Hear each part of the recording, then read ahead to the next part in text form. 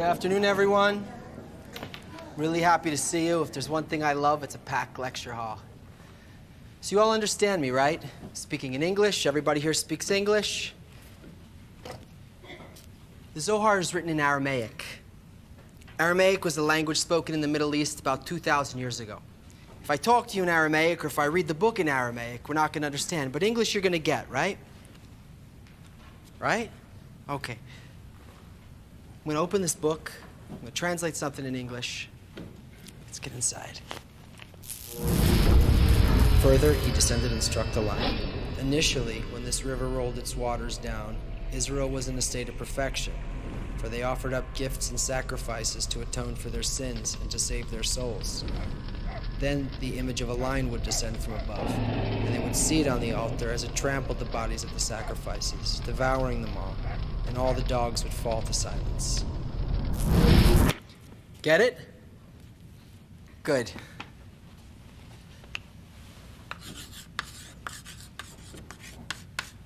Language is a system of symbols that point to concepts, arranging them in patterns that communicate meaning. Great. But what's meaning? For us, sensation is meaning. At our core, sensation is the only thing we get or don't get about what we read. The words of every language on earth are about sensations that come from relating to objects. Even our words for emotions are only about things.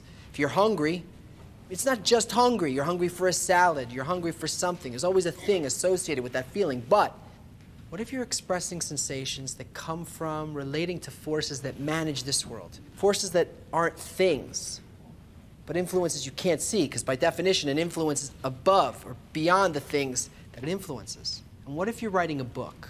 Because what you want to do is make it possible for people in this world to enter those sensations, to enter those forces that can't be described by thing words. The only way to cross that dimension is to use words that you can relate to. Use words from this world, but use them and work backwards up to the world of those influences. This is what the Kabbalists did when they wrote the Zohar. They created a cross-dimensional language called the language of branches. So, the world we live in is the world of outcomes. Everything we see, everything that happens here, is the result of what already happened here. Down here is time, space, and our world. People, places, things, the objects and events of this world. It includes your feelings, it includes your thoughts. This is the outside of existence, the branch level of reality. These are the forces that manage the objects. This is the inside of existence, the causal, the root level of reality. There's nothing on the branch level that isn't the direct result of an upper force. It's said there's not a blade of grass that doesn't have an angel above it that strikes it and tells it to grow. These forces, they're expressions of a single giving field of intention that never changes.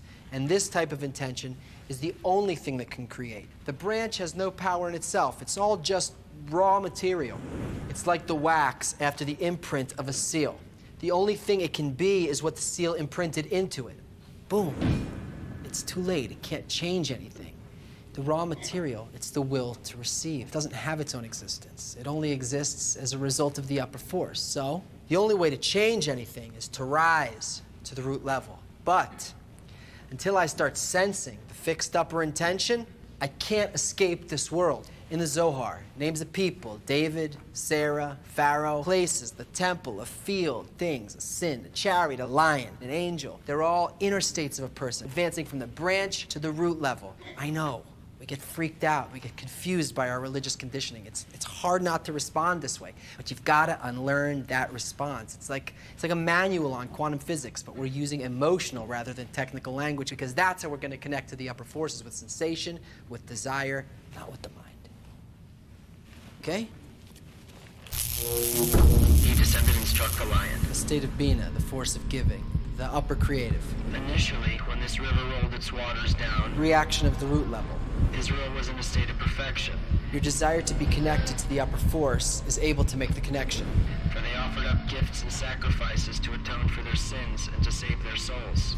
When you have a sincere need to rise above a part of your inner animal egoism. Then the image of a lion would descend from above, and they would seethe on the altar as it trampled the bodies of the sacrifices, devouring them all. Only because you want to draw closer to the upper force, to give to it rather than doing it for yourself. And all the dogs would fall to silence. And this happens despite the doubts your ego gives you. Learning this language is the same thing as rising to the upper world. By becoming inwardly like these sensations, it makes us able to know what's going to happen tomorrow. Because tomorrow is what we intended. Okay, that's it for today.